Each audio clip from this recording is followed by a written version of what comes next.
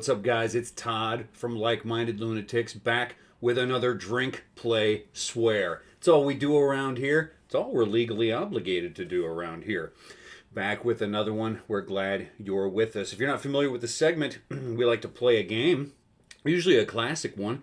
Have a beverage with it and tell a story. So welcome. We hope you're home here with Like-Minded Lunatics. And if you're feeling like you're at home when you watch these videos, please hit that subscribe button. Do it now if you haven't done it already. We know our Like-Minded Lunatics family is getting bigger every day, but we don't know how much bigger unless you show us. And a subscription is a great way to do that. Lots of good stuff coming at you. Drink, Play, Swears every Wednesday is from me. And Mark Gifford and I, my writing partner, we recently released The Adventures of Hero Man again, now in the YouTube format for you, with brand new art from our friend Serena Fast. The music from Ricky Hall has never sounded better, and you get new intros and outros with us and the other folks who had something to do with all four of those. It's a great little radio drama comedy that we wrote and performed together, and it's fun to re-release that in the YouTube format. Lots of other playlists. Go out there and check those out. We know there's going to be stuff you like. So please go check that out. All right. What are we going to play today? You might want to know. This is a fun one. I have very little anger about this game. A lot of these games, I just talk about what's wrong with them and how frustrated I am. This is a treat. This is F-Zero on the Super Nintendo. And I thought we'd play that today. I'm pairing it with another real treat. This is a Jim Beam and Coke. It's a real treat. And this game is about, flying fast and furious. Nothing goes off the liquor Never mind. I'm trying to make these ridiculous excuses for why I don't change the beverage every week. Get yourself something too. Please join me for a little F-Zero. And a little story time today. Little story time. I don't know why, but I always picked the pink car. I just like the way that bar graph looks. I don't even really know what it means. It goes fast. Great. I need to go fast. I'm in the future, racing with these guys. I never paid attention to the storyline in F-Zero. Is there a villain? What's at stake? I don't know. I'm sure there's a storyline, and I know they made a bunch of F-Zero games on later Nintendo systems. I don't think I ever played any of them, but I did love this one. And for those folks who gave Mario Kart a hard time for being kind of kiddie or not, not enough, not produced enough for the older kids. I think this one answers that pretty well. A little bit quicker speed, and boy, real fun. Hey, dude, get off me! You see that guy? Don't touch the pink car, dude. Didn't anybody tell you that? It's got flames on its side. Anyway, hey, it's almost New Year's here at Like-Minded Lunatics. Christmas come and gone. Hope it went well for you. But boy, New Year's and New Year's Eve, always memorable stories. I don't know anyone without a memorable story from a New Year's Eve. Today, I want to share one with you. This one is going to be from the end of 2007, going into 2008. So what do you say, New Year's 2008? Yes, another one back from when I lived in New York City. A memorable time for me, so a lot of these stories come from then, but I was also in my late 20s, and just a lot happens to you in your late 20s, especially if you haven't had kids yet, and you're romping around the coolest city on the planet, New York City. So we're going to wrap up pretty soon with our degree programs, my wife and I. We were newlyweds, and we were going to be finishing up school. We didn't know if we were going to stay in New York at that point or not. We hadn't decided. And so the last year of our degree programs, we thought we wanted to make sure and do all the New York stuff that people do in the movies that everyone says you have to do. We, went to the Statue of Liberty finally, which we hadn't done. We went to Katz's Deli, of course. and we wanted to do the New Year's ball drop. Everyone talks about Times Square, the New Year's ball drop. You've seen it as a kid every year, you know, you saw that. Boy, what are you even trying? These guys are amateurs. It's amateur hour. I'm not going to do well for very long in this game, so I have to talk garbage while I can. Maybe that's a life lesson. Talk garbage while you can. I don't know if that's so wise. My grandfather was very suspicious about whistling past a graveyard.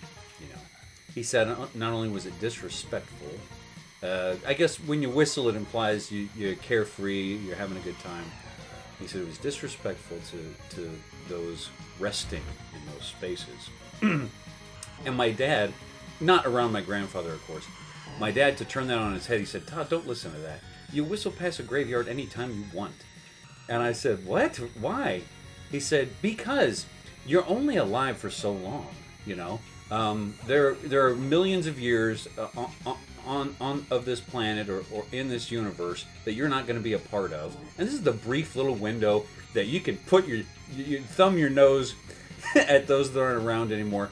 Go on and do it. You don't have so long. Wow. Okay. So that's what I'm doing. When I'm doing well in this game, I'm a sore winner and a sore loser. I don't think this is wisdom. No, I think this is explaining what's wrong with me. Anyway. So, New Year's. We were going to have a few friends come stay with us in New York. We had this tiny little apartment in Harlem, 121st Street in St. Nicholas. And we had 3 of our friends from San Antonio come stay with us in our 450 square foot apartment. It was a true 1-bedroom, not an efficiency.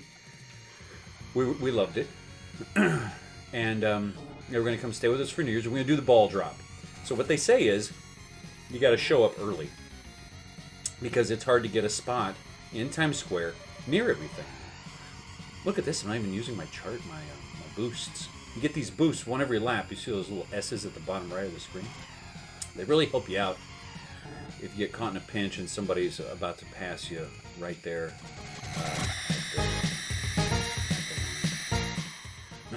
So we went out, we had planned, you know, you got to be real intentional about this. And here's what some people do. They would have, in New York, they have these private parties in restaurants and bars and different things.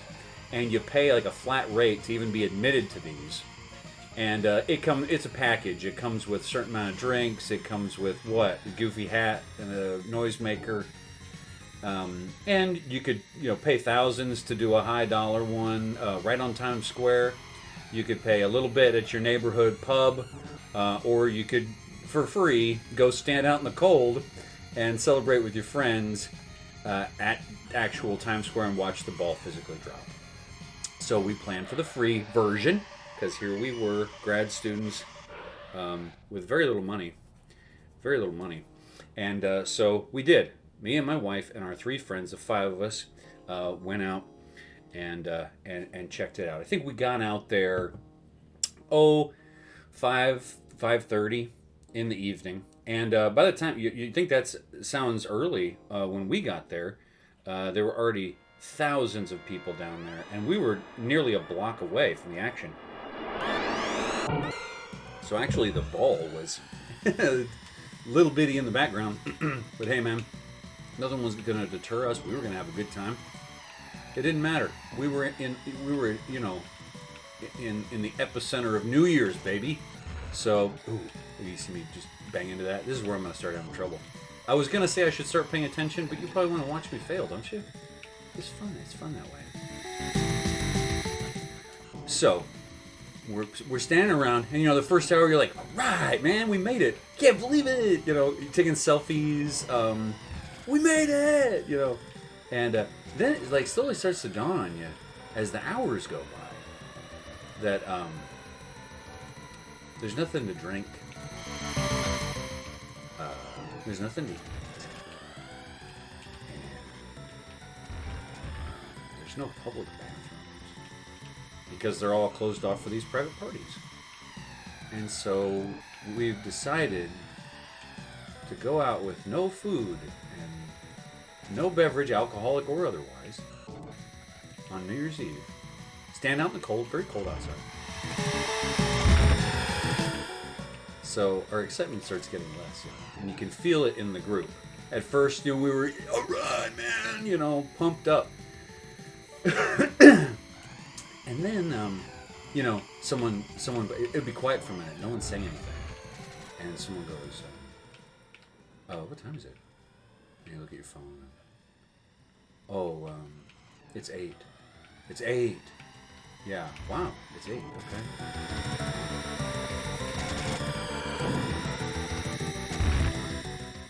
Everybody's still in. We're doing it. But you could feel that maybe not everyone was quite as excited. Oh, look at this, power down. I can't die. I'm in the middle of a story. I'm going to have to drive better here and actually use the little charge station here. So, another hour goes by. It's cold. I got to pee. Some dude, promotional guy, had brought around like those really awful sugary energy drinks. They're in like the 24-ounce cans. So you've had that for beverage. Now I'm thinking, I don't know, man. I didn't know anyone else was thinking this, but I'm like, maybe I don't want to stand here anymore. So eventually, we decided, in fact, we didn't want to stand. We went against tradition and against what you're supposed to do, basically. We left Times Square, and we decided to make our own fun. And first thing first, we were hungry. We went and took our friends down to our favorite Indian restaurant. Oh, the name sounds Italian, but it was called Bellucci's. And I remember when I was working at Books of Wonder, check out some of the videos where I tell stories about Books of Wonder. It was a wild place. But customers would come in and say, "Can you recommend? Look at this dude! Get off of me! Excuse me, sir. I won't have these shenanigans in space as I race." Second place isn't bad.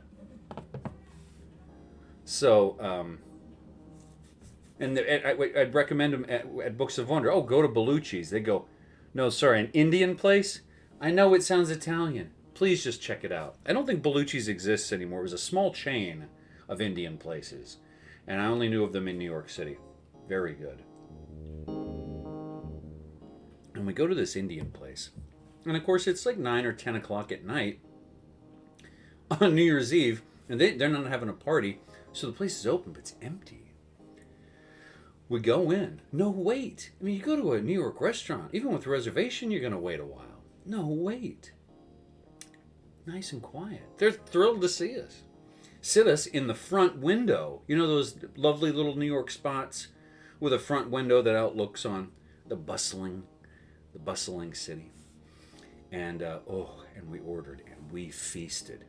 If you want to picture this table with me, garlic naan, okay, chicken tandoori, okay, chicken tikka masala over here, shrimp korma, little creamier little sauce here, and then my favorite Indian food by far, lamb vindaloo. Oh, spicy. And that lamb, whew, tender, just delightful. Really good meal. Filled our tummies. And, Deathwind? Where am I? Are these like prisoners? Look at me. Missed the starting pistol. Oh, I don't know, Deathwind. Now all of a sudden I'm wondering if this is like Thunderball, where I'm a prisoner and I have to compete. I'm compelled to compete. Thunderball? What? Todd? Hey. There are literally dozens of films with the Game of Death concept that you could have gone with. Running Man, Guns Akimbo, Gamer, Death Race 2000, Hunger Games, The Condemned, what else? Enter the Dragon. Dozens of films you could have went with. But you go with Thunderball? Literally a film that doesn't use that trope? God, come on, Todd. Anyway, I'm going to invent the storyline. I don't know if there is one for this series of games. They're fun anyway. So we finish eating. Now we're out back on the street, back in the cold, but we're refreshed. We're full bellied, and we've been sitting in the heat for an hour or so. And now we're trying to find somewhere to be at midnight. You know, we're still ready to party. We just didn't want to stand outside anymore. Well, we're in the neighborhood, in the village, in Greenwich Village, and we're in the neighborhood of one of my favorite little Irish pubs. So we go in. I think the joint was named Flannery's. Irish pub, right at 6th Avenue. I want to say 14th Street. I don't know exactly. It's been a few years. Great spot anyway. And the cool thing about that place was, you know, beautiful Irish pub like you imagine an Irish pub. But the guy who ran it, the bartender, he and I never had a conversation. But every time I came in and ordered a Guinness, which, by the way, when we were in an Irish pub, I would always practice my Irish accent. Uh-oh, I'm about to lose here. I gotta get moving. I would practice my Irish accent. I mean, you're at a bar, it's so loud, everyone's screaming, no one can hear. So how hard is it to get the accent correctly? All I have to do is ask for a pint of Guinness. So I say, you know, from across the bar, "Can I get a pint of Guinness, please?" You know, and the guy says, "Sure." And he brings it over to me. You know, it takes a little while to pour proper Guinness. Brings the Guinness over to me. He says, "Is that for you?" I said, "Yeah, it's mine." He says, "It's on the house." Every time I went in, I got a Guinness on the house, at least one. I don't know if he thought I was someone, or if he thought I was Irish and he just liked Irish people, or what. But I feel like there was something I didn't quite understand about our relationship. Anyway, you get a free Guinness, you're going to go back. Maybe that was the whole ploy. Look at this. I lost. Anyway, to wrap up this story, we went to Flannery's, and we had they let us in a discount, you know, 50% for the package, because you can't just walk in a random place. You got to pay the premium to be a part of the party, and if there's space so that the party's not overcrowded, they'll sell you at the door a 50% off thing. And so silly little hat, silly little noisemaker, and had a pint of Guinness, probably way too many, and enjoyed my first New Year's Eve kiss with my wife as a married couple. Thinking back on it now, such a romantic time, not just because of COVID and we haven't been in buildings in large gatherings in a long time, but also just a magical time in my 20s, newly married, everything in front of me. And it was just a wonderful evening. So I hope you have a wonderful New Year's Eve. And here we are looking and hoping that 2021 brings us better, right? This screen right here we're looking at, that's 2020, right? That's 2020 right there. You lost. Something happened. You rolled snake eyes, friend. We all did on 2020, but boy, aren't we hoping things get better. And so here's to a new year. We'll kick off that we'll kick off that the old snake skin. We'll kick off 2020 and leave it behind, baby. Leave it behind. From Like Minded Lunatics, I'm Todd. Please have a safe but fun New Year's Eve rolling into 2021. And between now and the next time I see you, you know who I am.